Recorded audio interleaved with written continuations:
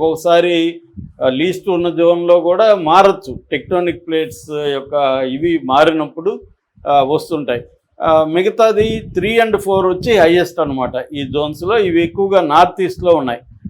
అంటే మనకి అస్సాము, తర్వాత అరుణాచల్ ప్రదేశ్ ఈ ఏరియాలో ఉంది. అట్లాగే ఢిల్లీలో కూడా భూకంపాలు వస్తాయి, ఎక్కువగా రాజస్థాన్లో వస్తాయి, అండమాన్ నికోబార్ల దీవుల్లో కూడా భూకంపాలు వస్తుంటాయి. ముఖ్యంగా ఏంటంటే మయన్మార్, ఆఫ్ఘనిస్తాను ఇవన్నీ మనకు బార్డర్ కాబట్టి మయన్మార్, ఆఫ్ఘనిస్తాన్లో కూడా ఆ మధ్య కూడా మయన్మార్లో కొన్ని వేల మంది చనిపోయారు భూకంప తీవ్రత విపరీతంగా ఉండి.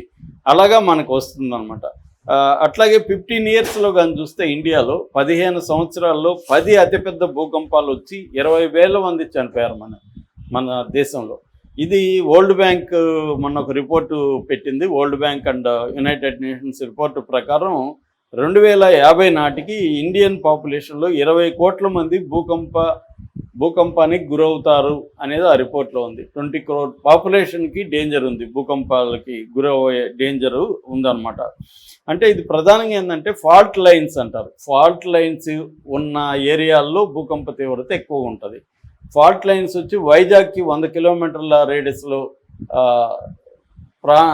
ఈ ఫాల్ట్ లైన్ ఉందని చెప్తున్నారు. సో దాని నుంచి ఆ వేవ్స్ ఇటువైపుగా రావడం, ఆ ఎనర్జీ వేవ్స్ ఈ ఢీకొన్నప్పుడు ప్లేట్స్ రాక్స్ ఢీకొన్నప్పుడు వెలువడే ఎనర్జీ వేవ్స్ రూపంలో స్ప్రెడ్ అవుతుంది. ఆ స్ప్రెడ్ అయిన ఏరియాలో భూకంపం ఎర్త్క్వేక్ వస్తుందన్నమాట.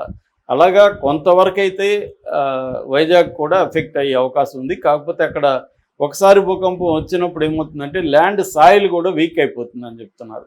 సో అందుకని అక్కడ కన్స్ట్రక్షన్స్ జాగ్రత్తలు తీసుకొని భూకంపాన్ని తట్టుకునే కైండ్ ఆఫ్ కన్స్ట్రక్షన్స్ ఇప్పటి నుంచి జాగ్రత్తలుగా తీసుకొని కట్టడం వల్ల కొంతవరకు ప్రాణ హానిని తగ్గించవచ్చు. రెండవది, అక్కడ సముద్రంలో భూకంపాలు రావడం వల్ల కూడా సునామీలు వచ్చే అవకాశం ఉంది. అందువల్ల కూడా ఆ జాగ్రత్తలు తీసుకోవాల్సిన అవసరం.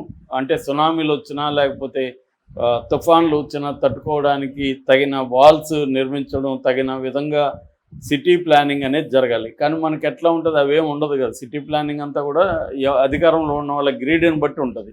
విపరీతంగా వీళ్ళు ల్యాండ్స్ కొనేసి ముందుగా ల్యాండ్స్ కొనేసి ఆ ఏరియాలో డెవలప్మెంట్ చేసేసి ఆ ల్యాండ్స్ కాస్ట్ విపరీతంగా పెరిగిపోతుంది. కాబట్టి ఇది మోడల్ అందరూ చేస్తారు. ఏ గవర్నమెంట్ ఉన్నా జరిగేది ఏంటంటే వాళ్ళు ముందుగా పలానా ఏరియాలో మన వాళ్ళు కొనేసుకోండి ల్యాండ్లు అని చెప్పి వీళ్ళు కొనేసుకోవడం చీప్గా, మళ్ళీ అక్కడ డెవలప్మెంట్ చేయడం ఇది జరుగుతుంది తప్ప భూకంప తీవ్రత ఏంటి, లాంగ్లో ఒక 50 ఏళ్లలో 100 ఏళ్లలో ఏమేమి పరిణామాలు రాబోతున్నాయి, దీనికి తగినట్టుగా ఇప్పుడు ప్లానింగ్ ఎలా ఉండాలి, ఈ దీర్ఘకాలిక విజన్ అనేది మనకి లోపించింది. గ్రీడు, కరప్షను ఇవే మనల్ని మనల్ని డ్రైవ్ చేసే ఫోర్సులు ఇవే తప్ప ఒక ప్రజల జీవితం, భద్రత, సెక్యూరిటీ, ఒక 50 ఏళ్లలో ఎటువంటి ప్రకృతి వైపరీత్యాలు జరిగే అవకాశం ఉంది, మొత్తం మనకి ఒక గ్లోబల్ వార్మింగ్ అనేది పెరుగుతూ ఉంది.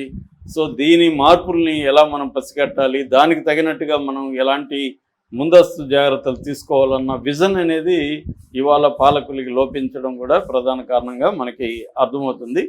దానివల్ల ఇండియాలో కూడా భూకంపాలు రాబోయే కాలంలో పెరగబోతున్నాయి, పాపులేషన్ ఎక్కువ అఫెక్ట్ అవ్వబోతుంది అనేది చెబుతున్నారు. దానికి తగినట్టుగా మనం ప్రిపేర్ అవ్వాల్సి ఉంది. దీనికి గైడ్లైన్స్ ఉంది, దీనికి టెక్నాలజీ ఉంది, అన్నీ ఉంది. ఓన్లీ ఇంప్లిమెంటేషన్లో మనకి ఆ విల్ అనేది లోపించడమే ప్రధాన కారణంగా మనం చెప్పుకోవచ్చు.